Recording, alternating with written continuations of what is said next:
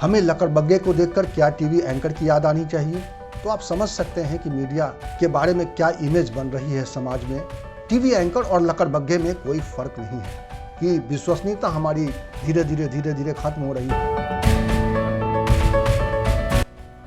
लोकतंत्र में अगर सत्ता जिद्दी बन जाएगा, विपक्ष कमजोर हो जाएगा, संस्थान जो संवैधानिक संस्थाएं हैं वो कमजोर पड़ जाएंगी और लोकतंत्र का चौथा खंभा मीडिया भी अगर इस तरह की कमजोरियों से ग्रस्त हो जाएगा, कलंकित हो जाएगा, तो लोकतंत्र में बचेगा क्या? हमारी इस वीडियो में चिंता का विषय यही है। रिया चक्रवर्ती के बहाने ये जो मीडिया को लेकर एक और नया चेहरा सामने आया है, कलंकित करने का चेहरा। खुद कलंकित हो रहा है मीडिया और लोगों को कलंकित कर रहा है। टीवी एंकर और लकड़बग्गे में कोई फर्क नहीं है। हमें लकड़बग्गे को देखकर क्या टीवी एंकर की याद आनी चाहिए? लेकिन शायद आज स्थिति यही है। जो जिस तरीके से टेलीविजन चैनलों में एजेंडा चलाया जा रहा है, जिस तरीके से पत्रकारिता को ऐसा बनाया जा रहा है जैसे पत्रकारिता हर रोज एक मुहिम है, हर रोज एक एजेंडा है, हर रोज एक किसी व्यक्ति के चरित्र हनन के लिए तैयार है। रिया चक्रवर्ती के केस में शायद यही हुआ है, क्योंकि रिया चक्रवर्ती के बारे में टेलीविजन चैनलों से जो कहा गया, जो कहा गया, उसको कोर्ट ने बदल दिया है। कोर्ट ने क्या धारणा बनाई रिया चक्रवर्ती के बारे में?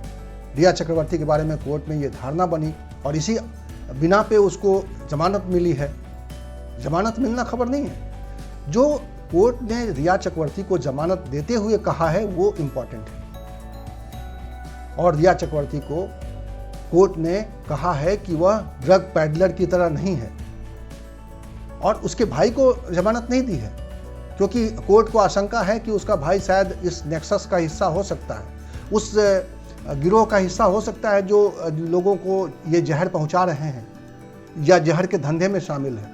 लेकिन रिया चक्रवर्ती को ऐसा नहीं माना गया है। जबकि आप देखिए, अगर पिछले जब से ये सुशांत केस आया है तब से पहले उसको सुशांत को टॉर्चर करने वाली लड़की के रूप में पेश किया गया, फिर उसको एक फ्रॉड के रूप में पेश किया गया, उसके ऊपर केस लगे, उसके सुशांत सिंह के परिवार ने उसके ऊपर इल्ज़ाम लगाए कि उसने 15 करोड़ रुपए ले लिए सुशांत सिंह राजपूत के खाते से ट्रांसफ़र हुआ है। ये आरोप है, ये सच्चाई नहीं है, लेकिन मीडिया ने कैसे इसको पेंट किया।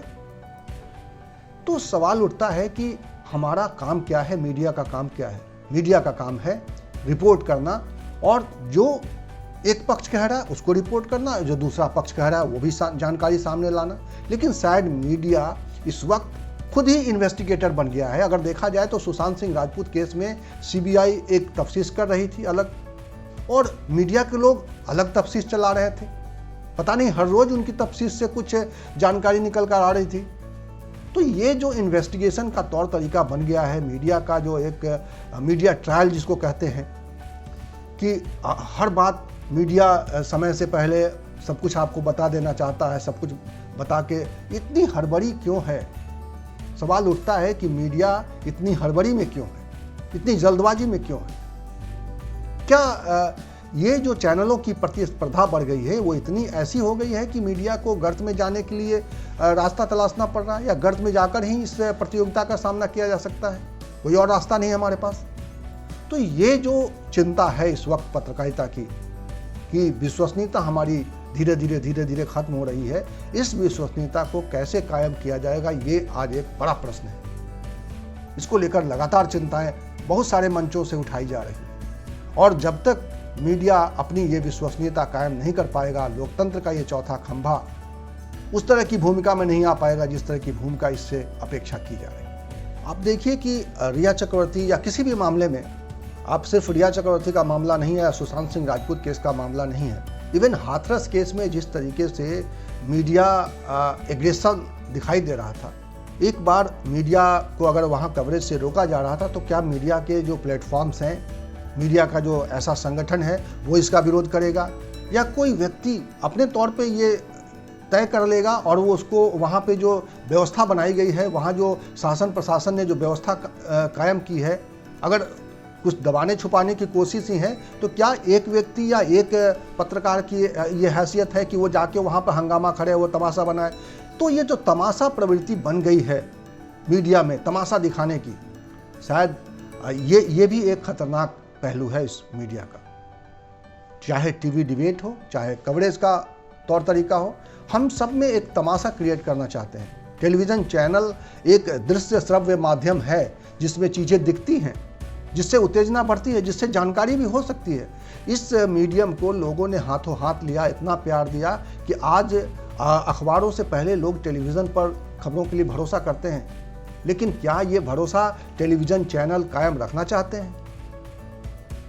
क्या ये भरोसा कायम रहेगा अगर इस तरह की परिस्थितियां बनेंगी, इस तरह से काम होगा, इस तरह के विवाद खड़े होंगे, इस तरह की कलंक कथाएं सामने आएंगी, तो क्या टेलीविज़न माध्यम का इतना बड़ा भरोसा कायम रहेगा जो इतना बड़ा भरोसेमंद है? आज हम अखबार सुबह उठाने से पहले हम टेलीविज़न चैनल ऑन कर देते हैं और देखते हैं कि क्या हो रहा है। क्या हम इस भरोसे के साथ देख पाते हैं कि ये जो बता रहा है वो सच ही बता रहा है? तो ये जो ड्रामा क्रिएट करने की कोशिश चैनलों के लिए हो रही है, चैनलों के बीच हो रही है, और उस ड्रामे में कौन किससे कितना आगे निकल जाएगा, इसकी जो कोशिश हो रही है, इसको रोकने की ज़रूरत है।